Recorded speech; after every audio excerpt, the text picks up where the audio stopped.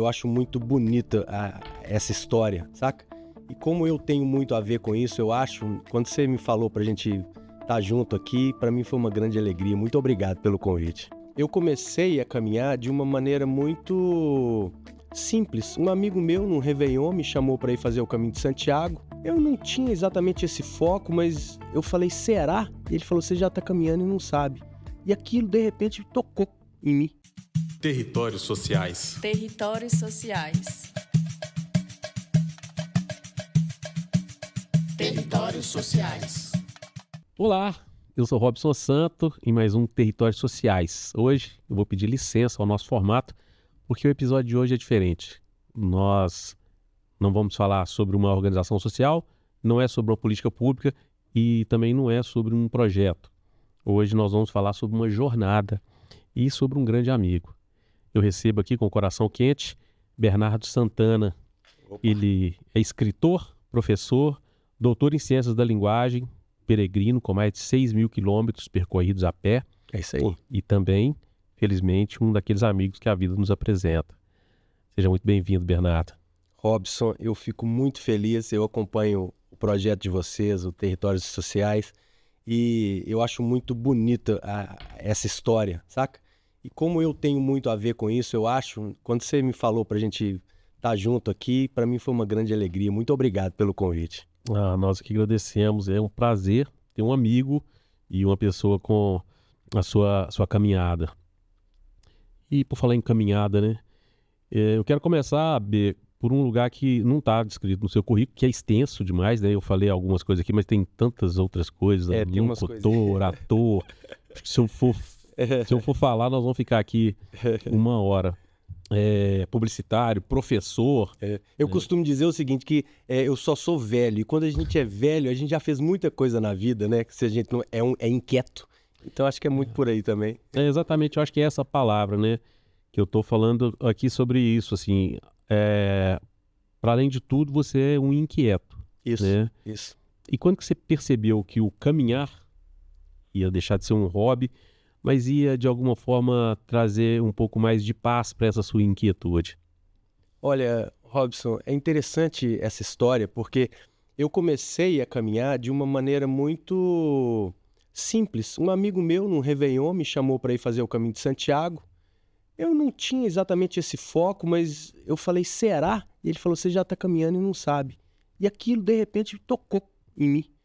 E aí eu decidi ir. No mesmo ano, em setembro, a gente chegou e foi fazer o Caminho Francês, que são 800 quilômetros, partindo ali da fronteira da França com a Espanha, e caminhamos até Santiago de Compostela, perfazendo esses 800 quilômetros e descobrindo um jeito de viver que era completamente diferente daquele que eu tinha percebido até então, entende? E eu gosto muito do Territórios Sociais porque vocês chegam a falar de lugares físicos, de projetos físicos, dessa coisa material. Agora, por que o Territórios Sociais e cada um desses projetos existe? Porque ele quer acessar um território que ele é da alma. É o lugar do amor, é o lugar da dor, às vezes o lugar do perdão, né? São lugares que são essências do ser humano e que, com cada projeto desse, né, você consegue acessar para que as pessoas cresçam individualmente, né? E crescendo aquele indivíduo, ele pode mudar, transformar o mundo ao seu redor. E é isso que é transformar o mundo. Para você transformar o mundo, basta mudar uma pessoa, você mesmo. Porque o que é o mundo senão a nossa forma de ver o mundo? E aí a gente começa a contribuir de outras formas. E naquele mesmo ano, em 2009, há 17 anos atrás, eu percebi que eu queria um novo rumo para mim. E aí aquilo foi a semente do projeto Eu Caminho, que é esse projeto que já tem livro, já tem livro infantil, já tem... Calma, guarda podcast. aí, porque nós vamos falar sobre ele. Exato. Nós vamos falar. Entende? E aí o que aconteceu é que nessa primeira jornada já foi muito forte ter feito esse caminho, né? Foi muito forte, e aí a partir disso, isso virou um jeito de viver, um jeito de olhar o mundo diferenciado, sabe? Que legal. E no seu livro Eu Caminho, Uhum. 2.500 quilômetros do Vaticano a Santiago, tem uma frase que diz assim: no caminho você não encontra respostas, você aprende a fazer perguntas melhores. É isso aí. O que você aprendeu a perguntar que antes você não sabia que precisava perguntar?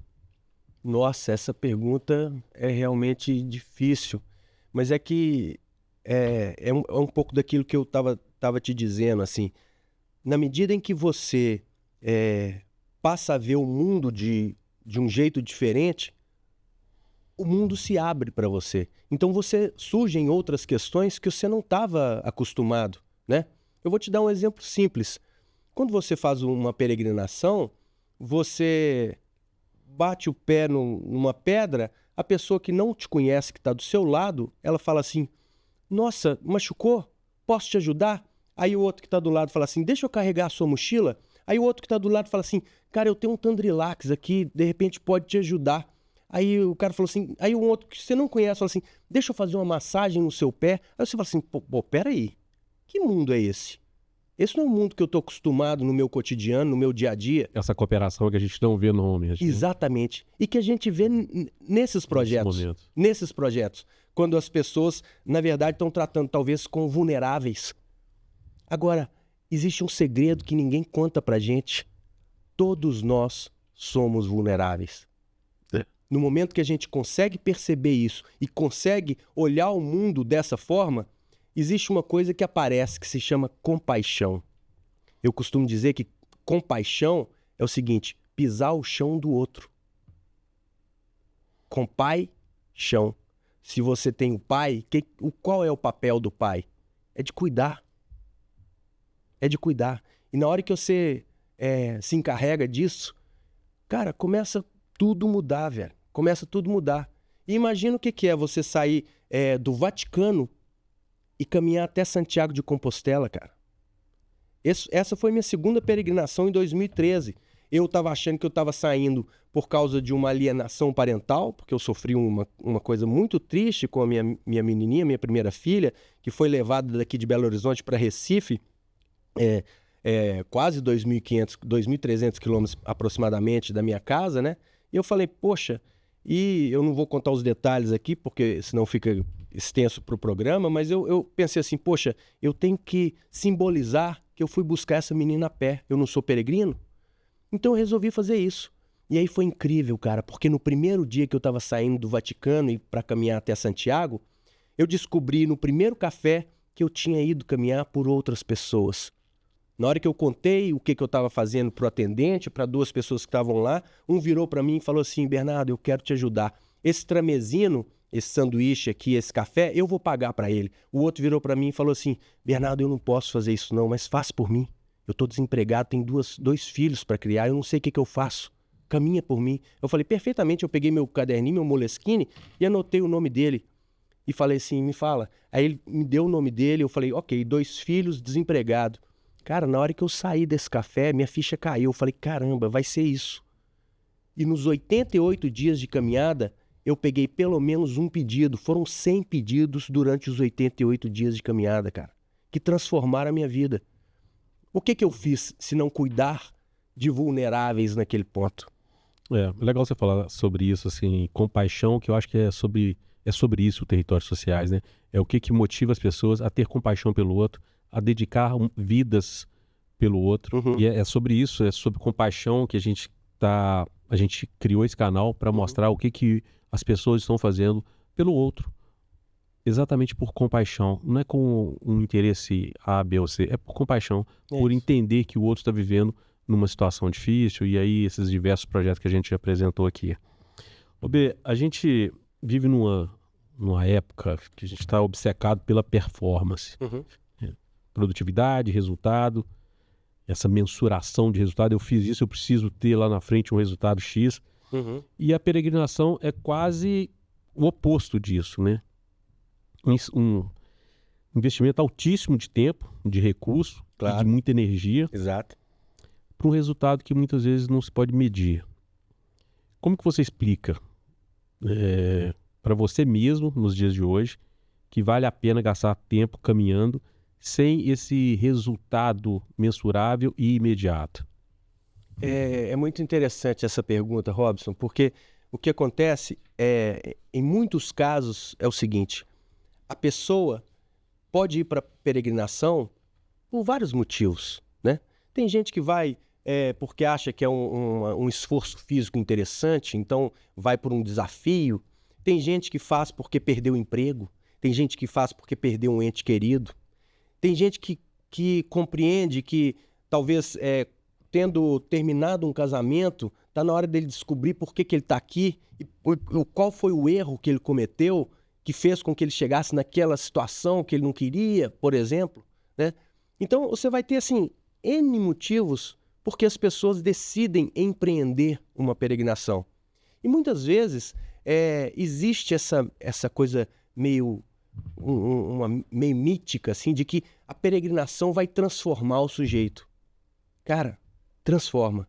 Só que tem um detalhe que a maioria não sabe. Quanto mais preparado você vai para a peregrinação, mais você tem chance de efetivamente se transformar. E isso por um motivo muito simples. Porque quando você vai despreparado, você tem que focar, dar energia, né? Vai expender, assim, vai... Desculpa, expender ficou errado. Mas você vai se sacrificar em determinadas áreas que você não tem que se sacrificar. E aí você deixa de ganhar as coisas que você foi lá receber. Entende? Então, às vezes, o sacrifício físico passa a ser maior do que ele deveria porque você não está bem preparado. Então você gasta mais energia com aquilo. Às vezes você vai com o equipamento errado, tem que arrumar outro equipamento, aí você gasta grana demais porque você tem que comprar outra coisa e você não está preparado para aquilo. E assim sucessivamente. Às vezes a preocupação mental, o mental é fundamental e as pessoas não sacam isso. Acham que tendo uma boa mochila, uma boa bota, que está tudo certo. E aí eu vou fazer a peregrinação. Mas não, cara, você tem que se preparar mentalmente. Você tem que se preparar fisicamente, você tem que se preparar espiritualmente. Porque no momento que você está bem preparado, cara, essas coisas não são um problema na hora de você caminhar. Aí você foca na experiência.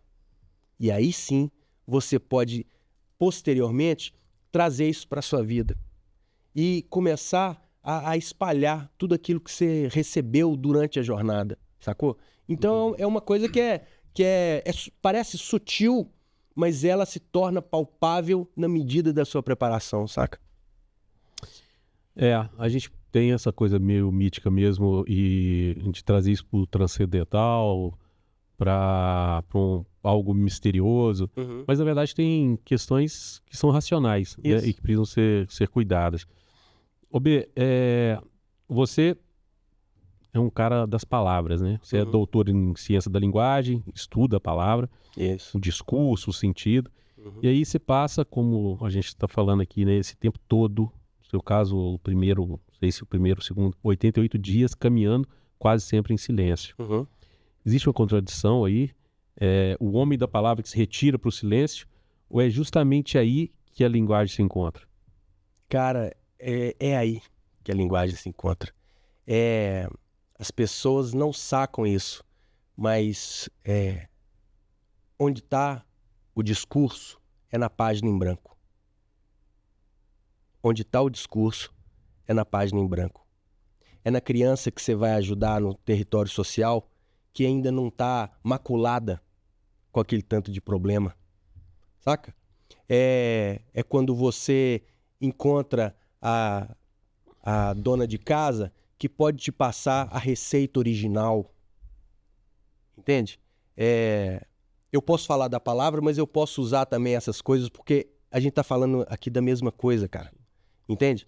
E assim, existe uma contradição que é assim, você vê uma página cheia de escrito e ela só tem aquele escrito que tá ali. A página em branco, ela pode ter qualquer discurso. Qualquer. Esse é o princípio número 1 de Deus. Todo mundo fala, Deus é tudo, Deus é tudo, Deus é tudo. Cara, quando eu fiz o meu caminho do Vaticano até Santiago, o meu sentido, a minha experiência divina foi de Deus como o nada, o vazio completo. Por quê? Porque é no vazio onde tudo pode surgir, é nessa página em branco. O que é Deus, senão tudo o que pode surgir? Deus combina muito mais com uma porteira fechada, com uma porteira aberta, do que com uma porteira fechada. Ele combina muito mais com uma página em branco, que aí tudo de maravilhoso pode ser escrito aqui, do que com o poema mais bonito que ali possa estar escrito. Porque qualquer poema lindo ali não representa a grandeza e tudo que pode ser Deus. Tá entendendo o que eu estou dizendo? As possibilidades, né? As possibilidades. Então, acho que é muito por aí. Legal. O silêncio tem o discurso incluído nele. Maravilha. Ô B, nós temos algumas imagens aqui dos diversos caminhos que você fez e eu queria que você comentasse um pouquinho sobre essas imagens. Esse não é de um caminho específico, mas é do que tem a ver com esse caminho. Esse livro aqui, que é A Ilha e o Urso, eu escrevi depois do Caminho de Shikoku no Japão. Ele é ilustrado por Kazuo Saito, que é um dos principais artistas de Nihonga hoje lá no Japão. É dos mais premiados, inclusive. Nihonga é a tradicional pintura japonesa. Que legal.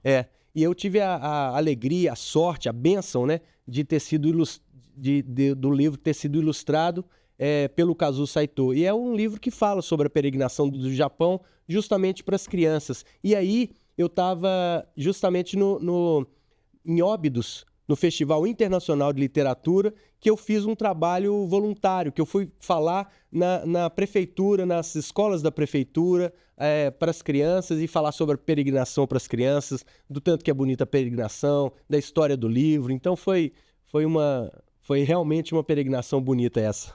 Muito legal. Olha aqui, mostrar para vocês.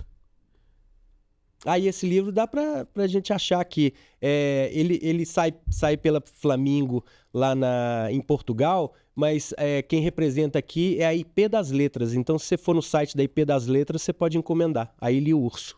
Olha aí, gente, muito legal. Depois nós vamos deixar uma descrição melhor aqui para quem quiser adquirir esse livro. Bom, vamos lá. Então, vamos à próxima imagem. Isso foi na Associação dos Peregrinos, cara. A gente tem esse trabalho também, né, de querer tocar as pessoas, de falar da importância da peregrinação.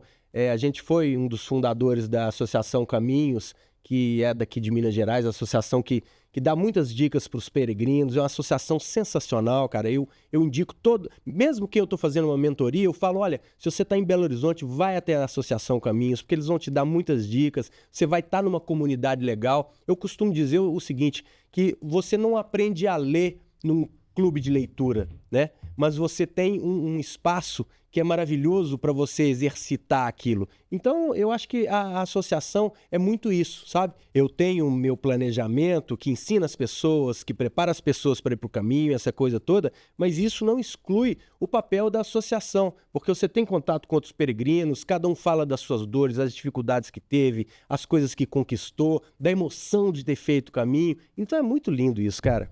Que legal. Vamos tentar trazê-los aqui também para uma conversa para falar mais desse tema. E vale mesmo, e vale a pena. A gente, só para esclarecer, a gente não falou, o Bernardo é de Belo Horizonte, é brasileiro, mas mora em Portugal já há quanto tempo, Bê? Já há 8 anos. Há 8 anos. Isso. Ele falou que estava em Óbidos, que é uma cidade portuguesa, e já tem 8 anos que ele está lá nesse outro caminhar. É isso aí. E essa, Bê? São peregrinas lá lá, que vivem lá em Porto, Matosinhos, lá de Portugal, e esse grupo me chamou para poder falar a respeito do caminho, da peregrinação, contar um pouco a respeito dos livros aqui e tal. Então eu acho que esse processo de sensibilização é sempre importante, sabe? Eu procuro fazer isso com muita frequência, assim, e eu tenho tido uma resposta muito positiva a respeito disso, porque quando você toca uma pessoa, cara, é aquela coisa da pedrinha jogada no lago, saca, Robson? Eu acho que isso é uma coisa muito legal. Ela faz ondas. Então a gente tem que sempre jogar uma pedrinha bacana, porque as ondas que vão partir, elas vão estar na mesma energia. Então, eu acho que é isso aí, ó. Acho que Né? é transformador. Pelo rosto delas, assim, pela alegria e tal, acho que dá pra ver o tanto que o encontro foi gostoso e que tocou cada uma delas. Muito legal. Vamos ver outra aqui? Ah, da mesma forma, o programa aqui na Rede Minas, né, que eu fui convidado para fazer, que é muito gostoso. Aí eu fui lá, igual eu fui convidado aqui para Territórios, fui lá para falar sobre peregrinação, do que significa isso, de como que a gente pode usar dessa ferramenta para se transformar, né, num processo de metamorfose. Eu costumo dizer que não é uma transformação, é uma metamorfose, porque eu encontrei o amor no meio da palavra metamorfose. E é sobre isso, né, cara? Esse programa de vocês aqui, eu acho que é só sobre o amor, né, velho? É sempre sobre o amor. É isso. Ô, B, a peregrinação, ela tem muito a ver com autoconhecimento, né? Isso. E o conheça-te a ti mesmo, Uhum. que virou um bordão de autoajuda, Aham. mas você viveu isso de fato na pele, né? É. Na pele, no corpo, no músculo. No osso, né? No osso. O que o caminho revelou sobre você que você ainda não conseguia identificar, que você não tinha descoberto ainda, sentado, por exemplo, numa terapia ou lendo um livro? Olha, essa é uma pergunta muito importante, né, cara? Porque a gente não se conhece, né?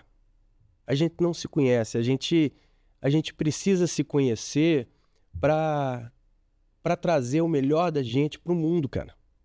Sabe? E eu acho que o caminho ele consegue proporcionar isso se a gente der a oportunidade, né? Eu vou te falar por que esse meu projeto chama Eu Caminho e por que o título desse livro, do Vaticano a Santiago, Bom, em 88 então dias... explica melhor para a nossa audiência o que é o projeto Eu Caminho. Pois é, o projeto Eu Caminho foi o que surgiu a partir desse reconhecimento da importância da gente ser... tem tudo a ver com essa sua pergunta, é por isso que eu Sim. queria juntar uma coisa com a outra. Tem tudo a ver. A partir do reconhecimento de que a gente pode ser melhor para nós e para o outro a cada dia. Por que Eu Caminho? Eu que já era um estudioso de tradução, né? Eu já tinha feito 1 ano e meio de hebraico, já tinha mestrado em tradução, fiquei pensando numa visão poética, na verdade, não acadêmica, mas poética, baseado na academia, mas de maneira poética, que Jesus, em aramaico, teria dito eu, caminho, verdade e vida, e não eu sou o caminho, a verdade e a vida. E isso é só uma estratégia de tradução para atender às massas, entende?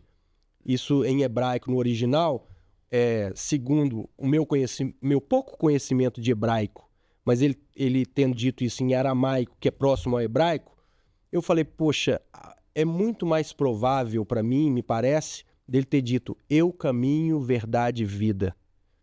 E aí eu falei, poxa, e se ele tiver dito uma coisa mais profunda do que eu sou o caminho, a verdade e a vida? Porque ninguém está discutindo que ele é Deus, né? Estou dizendo aqui, eu não estou discutindo que ele é Deus. Mas eu acho que ele pode ter dito uma coisa ainda mais rica, que o eu é o caminho, o eu é a verdade, o eu é a vida.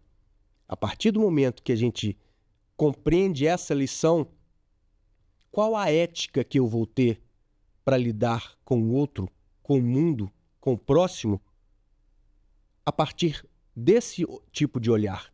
Se eu sou o caminho, se eu sou a verdade, se eu sou a vida, cara, como que eu vou te cumprimentar agora na rua? Como eu vou olhar para você, vulnerável, que está aqui na minha frente? Entende?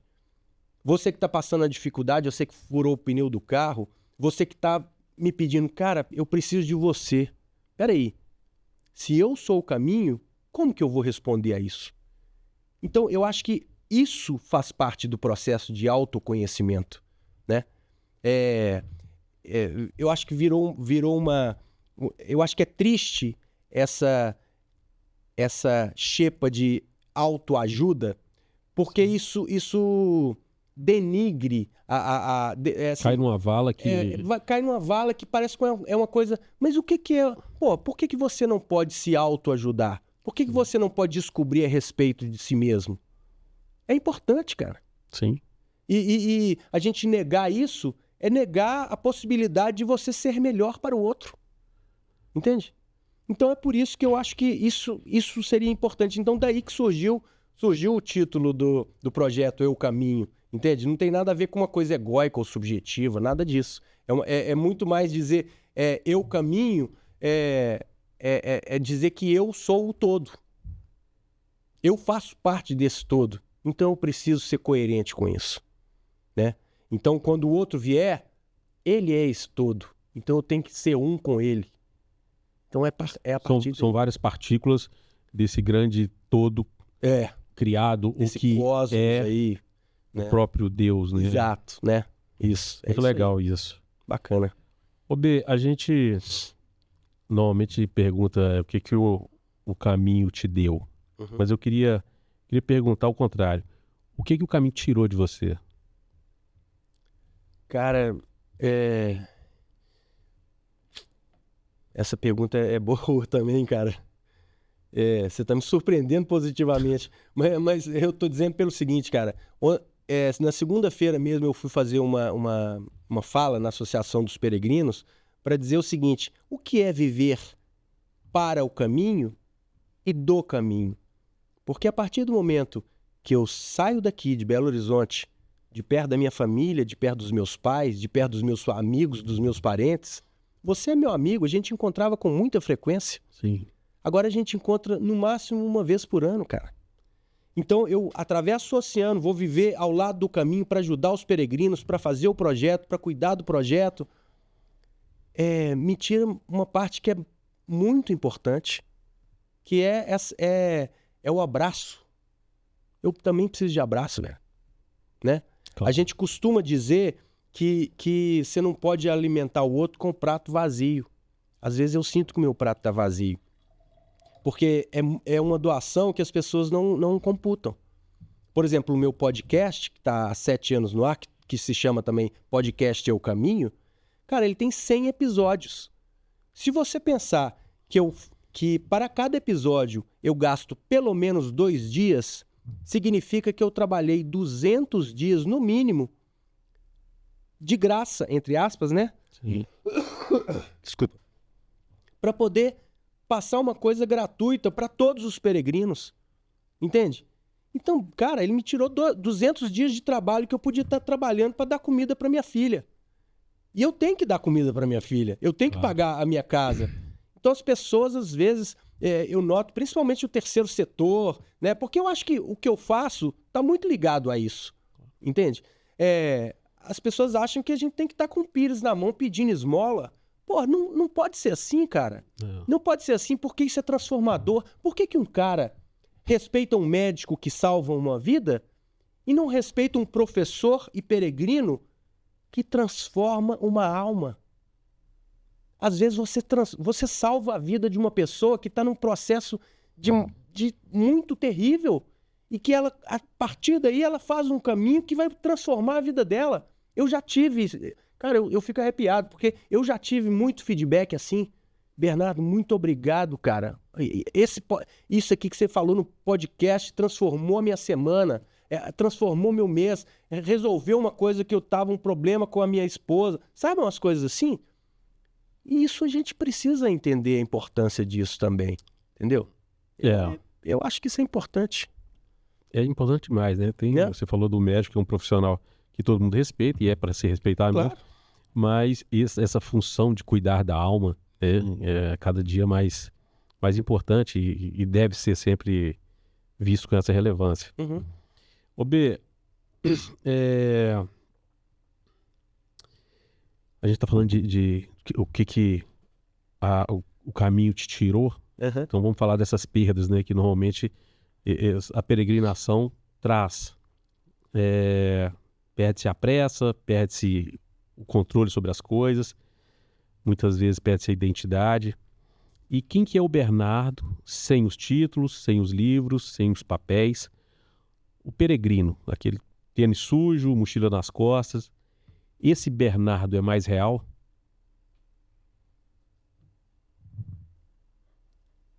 Cara, eu acho que é.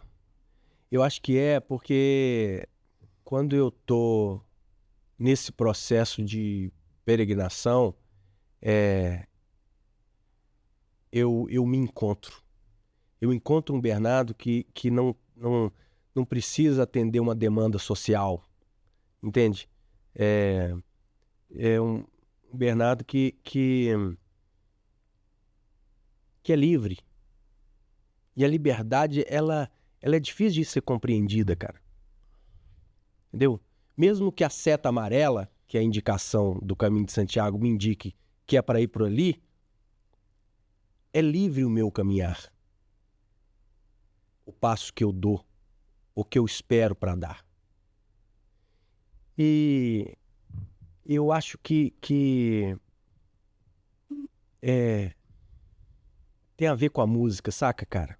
É a coisa do ritmo, é a coisa da cadência. Eu faço música enquanto eu caminho. É isso. Legal. Falar em despojamento, né? Você fez o caminho de Shikoku, eu gostaria que você contasse um pouquinho sobre o caminho de Shikoku no Japão. E essa caminhada, ela foi, de alguma forma, financiada numa vaquinha virtual. E como é que é? Queria que você falasse um pouco do caminho e como que é caminhar, sabendo que você não está ali só por você, mas por algumas pessoas que depositaram em você uma confiança, uma esperança. Sim. Como é que é isso? Cara, é mais forte ainda, né? De novo eu tô arrepiado aqui. É mais forte ainda. E foi de uma maneira muito interessante, né? Eu vou contar aqui, parece que tem gente que não acredita, enfim. Mas uma amiga minha, G. Fuji, que é uma fotógrafa do Japão, um dia me ligou e falou assim: Bernardo, você tá sentado? Eu falei, tô. O que é? Ela falou assim: você lembra aquele monge que eu me consulto com ele a cada, sei lá, 15, 10 dias, sei lá, alguma coisa assim? Eu falei, lembro, você já me falou dele. Pois bem, ele tem um recado pra você. Eu falei, pra mim? Ela falou, me explica isso. Ele falou assim, olha, quando eu cheguei aqui semana passada, ele falou assim, olha, sabe aquele cara que apresentou porque veio gravar aqui no nosso monastério o Minotauro com o pessoal da gravação e tal, não sei o quê. Eu que tinha apresentado pra ela, eu que tinha feito o contato, cara de São Paulo e tal. Então ele falou assim, eu tenho um recado pro cara que apresentou o Minotauro e o rapaz pra você. Ela falou assim, eu sei quem que é, o Bernardo. Ele falou, isso, ele é peregrino. Ela falou assim, é isso mesmo. Pois bem, as entidades disseram que ele já pode vir pro caminho de Shikoku e ele pode dormir nos templos. Então é para ele vir para cá, mas com um detalhe, não é para ele peregrinar para ele, é para ele peregrinar por outras pessoas. E aí fica parecendo que é uma história fantástica. E é realmente, eu pelo menos acho que é uma história fantástica. A vida é fantástica. A vida é fantástica. E acontece o seguinte, cara, eu já tinha feito isso saindo do Vaticano, do Vaticano e indo até Santiago. Porque eu peregrinei por 100 pessoas, por 100 pedidos que eu fui recolhendo ao longo do caminho. Então eu já sabia o que era peregrinar por outras pessoas. Eu saí com uma cruz que eu achava que era muito pesada, que era minha, e no primeiro dia eu já tive uma cruz de um pai que estava desempregado, entende? E aí no segundo dia a mesma coisa, depois outro. Eu cheguei a Santiago levando 100 cruzes, cara. Então foi uma coisa muito forte para mim. E quando ela me ligou e me falou esse negócio, eu falei assim, Gê, fica tranquila. Por mais mágico que possa parecer esse convite, eu sei que é para mim mesmo.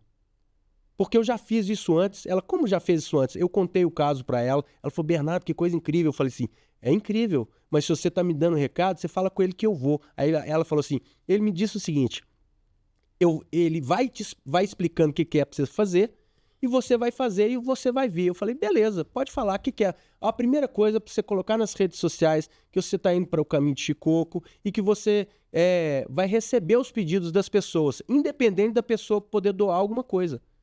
Independente. Teve muita gente que me fez pedido que não doou nada, né? Mas muitas pessoas doam um café, ou doam um almoço, ou doam milhas aéreas, ou doam uma noite de estadia. Cara, em 3 meses eu juntei, Na época foi acho que 7.500 euros, uma coisa assim. O valor para poder fazer a peregrinação. E foi uma coisa louca, porque a Ana estava esperando a Maria, né? Quando eu fui, ela estava com acho que 5 meses. Foram quantos dias de peregrinação? Foram 44 dias de peregrinação, 1.200 quilômetros. Então, assim, você até pediu para falar, deixa eu explicar mais ou menos o que é a peregrinação de Shikoku. Você refaz os passos de Kukai ou Kobodaishi, que é uma espécie de um Leonardo da Vinci, entre aspas, para o Japão. O cara, ele tem uma influência na cultura japonesa maravilhosa, você não tem noção. Desde assim, da engenharia hídrica até a caligrafia, sabe? E você refaz os passos desse samurai, né? Desse monge que ao voltar da China, ele fez essa peregrinação e se iluminou. Então foram edificados vários templos na comunidade. Alguns ele edificou e outros a comunidade edificou para ele. Então você sempre vai num templo, por exemplo, aí você chega em cada templo, nos 88 templos, tem um templo menor, que é assim, por exemplo, da pesca, e um templo de Kukai, né? Aí tem um outro lá que é da fertilidade e de Kukai, sabe? Legal. Porque tem uma deusa, porque eles são cheios de entidades, né? É diferente esse paradigma, assim, religioso para o budismo, acho que é o budismo Shingon, se eu não me engano, que é Shingon significa a verdadeira palavra, ou palavra verdade, alguma coisa assim. E aí você vai, e são 1.200 quilômetros, dependendo da rota que você faz, aí são 1.400, a minha deu 1.200 e lá vai pedrada, quase 1.300 quilômetros. E aí eu fui fazer essa peregrinação por outras pessoas, eu saí daqui com 140 pedidos pessoais e 40 pedidos coletivos. E dos coletivos tinha desde assim, para os funcionários da minha empresa, até assim, a paz no mundo, entende? Então foi uma coisa maravilhosa, cara. Foi maravilhoso ter caminhado cada passo. E em todos os templos que eu entrava, eu rezava nos 2 templos, né, nos 2 subtemplos, vamos dizer assim, e sempre em voz alta, para todas as pessoas, falava o nome de todos eles em voz alta. Eu tenho tudo registrado. Eu me lembro Aliás, que você tinha muitas imagens. YouTube, Pois cara. você tinha muitas imagens que eu acompanhei essa trajetória, essa caminhada. Então eu queria depois eu vou colocar na nossa imagem aqui o link do seu canal, porque eu imagino que deve ter essas imagens lá, né? Lá, se você entra no meu canal do YouTube, que é @bsantana com 2 N's no Ana, você tem lá, assim, playlists. Ah, legal. Onde tá playlist, você pode colocar lá Caminho de Shikoku. E aí você tem, acho que 34, 36 vídeos. Foi nesse que você perdeu não sei quantos quilos, você ficou assim... Esse eu perdi alguns, mas o do Vaticano até Santiago eu perdi 15 quilos. eu me lembro de uma foto que ela é bem emblemática, assim, que você tá assim... Seco. Seco. Esse eu perdi 8 quilos, cara. Também não é fácil. Não é porque foram 35 quilômetros por dia. Essa é uma média bem alta para uma peregrinação, cara. Legal. Vamos virar um pouquinho a chave, não tanto, porque o Territórios Sociais tem muito a ver com tudo isso de transformação, compaixão, como a gente já falou. Sim. O seu projeto Eu Caminho, né, o podcast que você falou, os textos, as palestras, você enxerga que o que você faz como um projeto de transformação social? Cara, eu enxergo. Sinceramente, eu enxergo. Porque não dá pra gente descolar o indivíduo da sociedade. E da mesma forma, eu acredito que uma maçã podre estraga todo o cesto, uma maçã empoderada, para usar Um termo atual. né? Uma maçã empoderada pode salvar todas as outras, cara. Então, o papel social dessa maçã que você ajudou a empoderar, eu acho que ela é fundamental. Não são territórios separados. Não né? é separado, entende? A gente estava falando da partícula, né? Exato. Não tem nada que é separado, bicho. É um não grande tem nada cosmo, que é separado. Eu acho que isso é um fundamento do projeto, entende? Então, a primeira coisa é o seguinte, tem uma coisa que me dá birra às vezes, que as pessoas não compreendem, que é assim, poxa, o cara quer ir fazer um voluntariado lá no Caixa Prego, eu não sei o quê, mas o cara não não ajuda a pessoa que trabalha dentro da casa dele? Como é que ele não ajuda a pessoa que trabalha dentro da casa dele e está querendo ajudar um bairro que ele não conhece, ou uma cidade que ele não conhece, ou as crianças lá do Vale do Jequitinhonha? Tudo bem, é muito legal ajudar as crianças do Vale do Jequitinhonha, mas ele tem que ajudar a pessoa que está trabalhando na casa dele em primeiro lugar aqui, porque ele está aqui do lado dela. Se eu não dou a mão para você que está mais perto de mim, cara, como é que nós vamos realizar essa corrente? Como é que eu quebro a corrente aqui e tô achando que eu vou dar a mão para quem tá lá no Vale de Jequitinhonha, cara? Não vou, bicho. Não vou, isso é falso, cara. Isso é falso. Assim, eu não tô defendendo não fazer lá. Eu tô defendendo que faz lá, mas começa aqui. É isso. B, saindo aqui completamente do roteiro, mas ainda dentro da mesma temática, você caminhou mais de 6.000 quilômetros, deu a volta em ilha, atravessou países, dormiu em lugares que não conhecia, né? E eu queria saber, hoje você está morando em Portugal há 8 anos, deixou o Brasil e continua caminhando. Quando é que você vai chegar?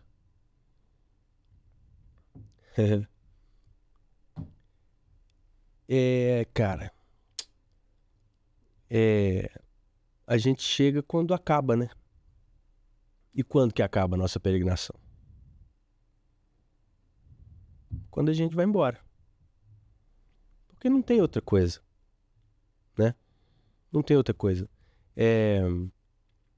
A vida em si, ela é uma peregrinação. A vida em si, né? A alegoria, né, do Caminho de Santiago, ela é muito interessante porque ela é análoga à nossa vida, né? Então você tem a infância, quando você está batendo a cabeça e está começando a caminhar e aprendendo, muitas vezes com seus próprios erros, com o excesso de peso, com a coisa errada que você está fazendo, até você encontrar o seu ritmo e compreender como é que é, né? Aí você tem essa... Na hora que você está melhorando, você tem essa adolescência de você, puxa, agora eu sou massa, eu vou conseguir e tal, não sei o quê. Depois você tem a fase adulta que você equilibra aquilo, né? Para você ir e chegar até Santiago, por exemplo, e ficar até um pouco triste. Eu penso no meu pai agora, que tá triste, porque ele sempre fez tanta coisa na vida, sempre brilhou em tantos lugares. Ele tem estado muito triste ultimamente. Eu falo com ele assim, pai, pra que você tá triste? Não fica triste. Seu caminho só tá começando. Ele fica dentro de casa com a minha mãe lá, ele com 11 anos ele dava isso tem a ver com o que eu tô falando, olha só. Ele com 11 anos ele dava aula de acordeon. Ele com 82, ele pode muito bem descer ali, ele mora ali do lado do papagaio ali, ele desce ali com a tabuleta, dou aula de acordeon grátis. O tanto de menino que vai chover ali para poder... Papagaio, para quem não conhece, Belo Horizonte é uma comunidade que tem aqui perto da Zona Sul, o Morro do Papagaio. Exato. E o tanto de menino que vai chegar lá para poder ter aula com ele? Cara, ele vai transformar cada uma das vidas que for lá ter aula com ele, entendeu? E quando a gente chega em Santiago, dá uma certa tristeza. Eu queria que o caminho ainda estivesse começando. É como ter lido Grande Sertão Veredas. Eu não vou ter mais a alegria de ler pela primeira vez Grande Sertão Veredas. Mas eu posso sempre reler Grande Sertão Veredas, eu posso procurar outros livros de Guimarães Rosa, eu posso procurar os livros de todo mundo que foi tocado por Guimarães Rosa. Você acha que o caminho, o caminhar, a peregrinação, ela é uma escola para se aprender a doar? Nossa, sem dúvida, cara. Porque cara, não há egoísmo se você efetivamente faz o Caminho de Santiago. É a coisa do coletivo que a gente estava falando aqui. Por isso que o indivíduo não se separa do coletivo. O caminho é uno e as pessoas não sacam isso. Meu maior problema hoje, eu detesto essa palavra, porque ela assim, para te falar a verdade mesmo, ela não existe no meu vocabulário. Eu gosto de trocar problema por desafio, porque aí você tem outro tipo de olhar sobre isso. Então, o meu maior desafio hoje é conversar com peregrinos experientes, porque todos eles acham que o caminho deles é o caminho. É o mais legal, que foi o não sei o quê, foi o que tocou, foi o que é mais bonito e não sei o quê. Então, todo mundo que é peregrino que você vai conversar, o que acontece? O cara espera você falar da peregrinação dele para poder falar da dele. Que essa aqui é sim, que foi linda, que foi não sei o quê. Porque é um negócio tão forte. Só que o cara não percebe o seguinte, que a peregrinação dele é a minha. E que a minha peregrinação é a dele. Quando, em 2017, eu e a Ana ajoelhamos aos pés do Padre André, em Fátima, antes de sair de Fátima e caminhar os 500 e quase 50 quilômetros até Santiago, o Padre André virou e falou assim, eu vou abençoar vocês, mas não se esqueçam, vocês caminham por vocês, por quem vocês conhecem e por quem vocês nem imaginam. Eu entendi o que o Padre André falou. Bom, já que você citou a Ana, vamos falar um pouquinho da família. Opa! Aninha, Maria, que hoje vivem com você em Portugal. Isso. E vocês fizeram também uma caminhada recente, né? Exato, exato. E foi muito bonitinho, porque a Maria, ela vive esse universo o tempo inteiro. Eu e a Ana trabalhamos nesse projeto, né, há muitos anos, desde quando a gente ajudou a montar a associação em Minas Gerais. E a Maria nasceu escutando o Caminho de Santiago, nasceu escutando a gente ajudando peregrinos, nasceu a gente recebendo peregrinos em casa e por aí vai, eu indo dar palestra, essa coisa toda, enfim. E aí a Maria falou assim, papai, eu acho que a gente pode chamar Família Primeiro Passo. Olha legal. Que coisa bonitinha, cara. Cara, meu coração, aí ela que escolheu isso, aí nós colocamos lá no Instagram, Família Primeiro Passo, para poder mostrar para as pessoas que se pode fazer peregrinação também com criança e tal, e como que foi fazer a peregrinação com ela. Então no Instagram tem um jeito de você acompanhar lá todas as postagens que a gente fez da Família Primeiro Passo. E foi muito rico pra gente ter ido com a Maria, né? A gente fez um caminho mais curto, claro, por conta dela, né? Porque ela tem 6 anos de idade. Sim. Mas teve dia que ela andou mais de 12 quilômetros, cara. Entendeu? E aí, quando ela cansava demais, ela entrava dentro do carrinho e aí papai vai aqui empurrando e tal o carrinho para poder a gente terminar de chegar. Mas foi lindo, a gente saiu de Valença, imediatamente antes de atravessar o Rio Minho, na entrada da Galícia e na entrada da Espanha ali, e seguimos até Santiago, perfazendo cerca de 230 quilômetros. Na minha medida foi 225, na medida da Ana 250, aproximadamente 230 quilômetros até Santiago. Então foi mágico, né, cara? Porque vira um outro tipo de convívio familiar durante a chuva, né? Que a gente anda na chuva. Dos 6 dias que a gente andou, 4 dias choveu, velho. Entende? E nada disso foi problema pra nós, pra Maria, pra nada, cara. Foi maravilhoso. Que maravilha. Uma das suas referências é o professor Clóvis de Barros Filho, que inclusive escreveu o prefácio de um dos seus livros. Né? Exato. E o Clóvis de Barros sempre volta no mito grego, que é quase um mantra, né, na Odisseia de Homero, onde Ulisses é tentado pela deusa Calipso. Ele oferece a imortalidade e juventude para que ele fique com ela. E Ulisses, nessa obra, diz que só queria voltar para casa. É isso. E ele responde, é preferível uma vida mortal no lugar certo a uma eternidade no lugar errado. Você já encontrou seu lugar? Coisa que gosto é poder partir sem ter planos. Melhor ainda é poder voltar quando quero. Não existe nada melhor para mim do que te encontrar aqui e te abraçar, igual a gente fez aqui no estúdio na hora que a gente, né? E esse é só um exemplo do abraço de um amigo querido, né? Assim como eu tenho o exemplo do abraço da minha mãe, do abraço do meu pai, do abraço da minha filha que mora em Recife, a responsável por eu ter saído do Vaticano e caminhado até Santiago. Beatriz. A Beatriz, exatamente. E então, assim, o lugar da gente é onde a gente tá, né?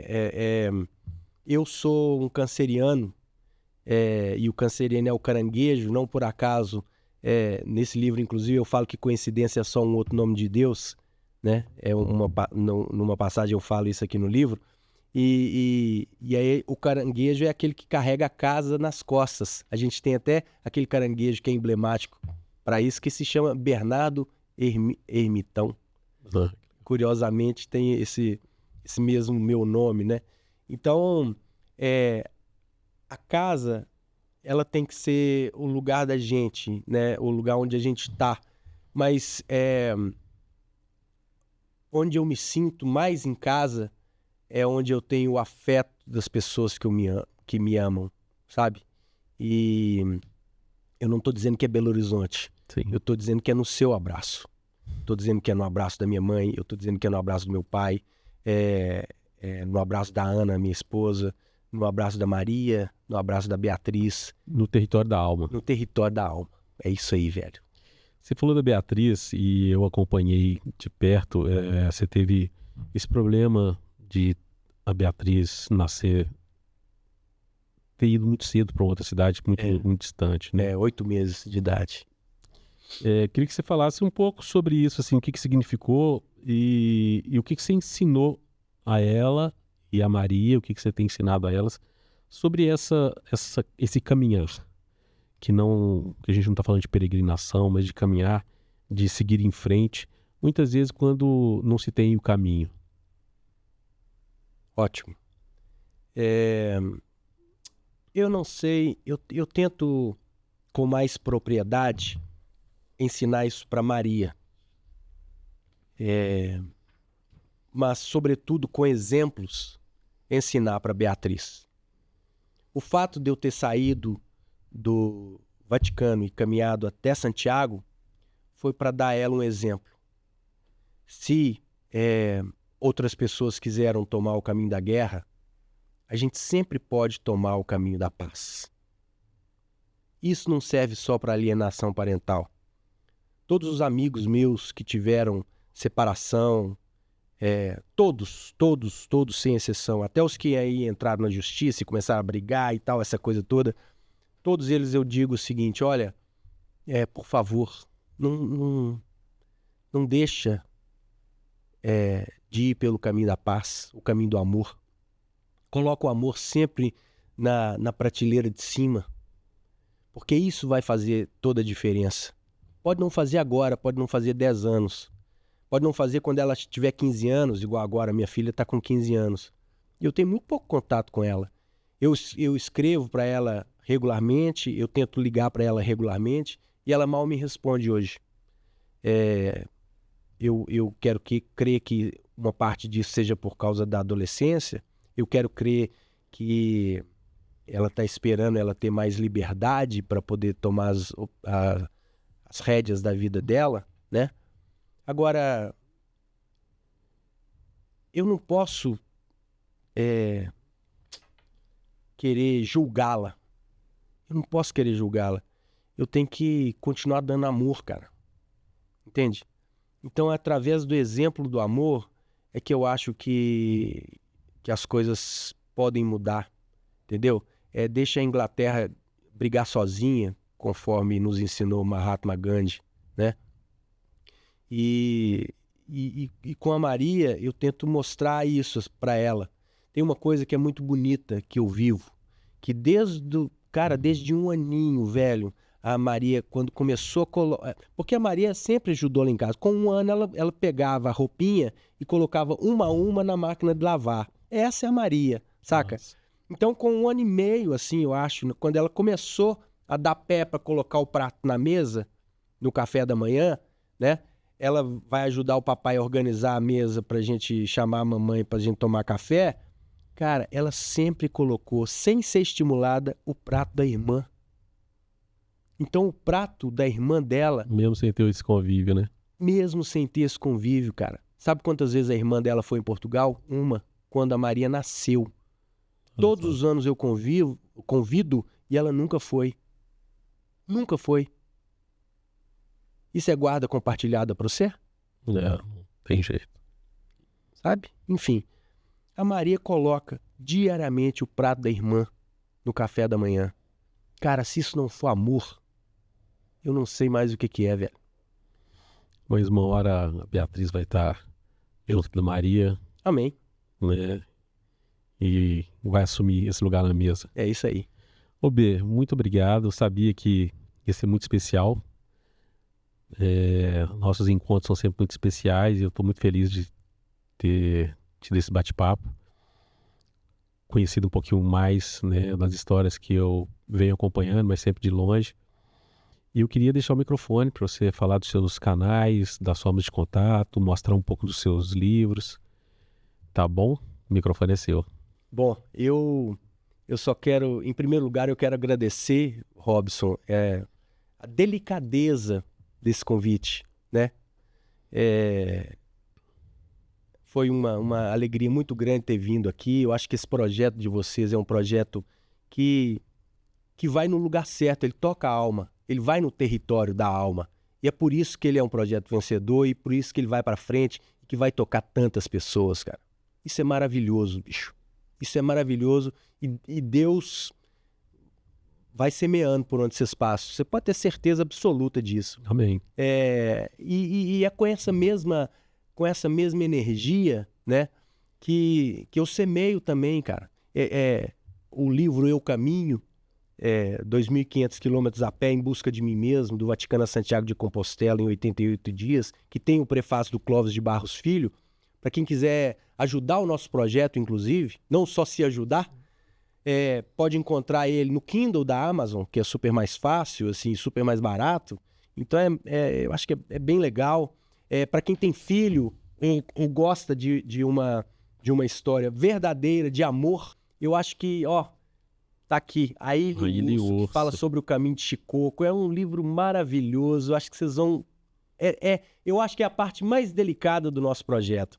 Vou convidar você também que está nos ouvindo para poder procurar o podcast Eu Caminho. A gente tem 100 episódios lá que falam, cada um de uma maneira delicada, sobre questões fundamentais do ser humano. A gente fala do medo, a gente fala da dor, a gente fala da esperança, a gente fala do caminho em si, a gente fala de um monte de coisa relacionada ao caminho. A gente só usa o fio condutor do Caminho de Santiago para falar sobre a vida e sobre a forma da gente dar a mão um para o outro.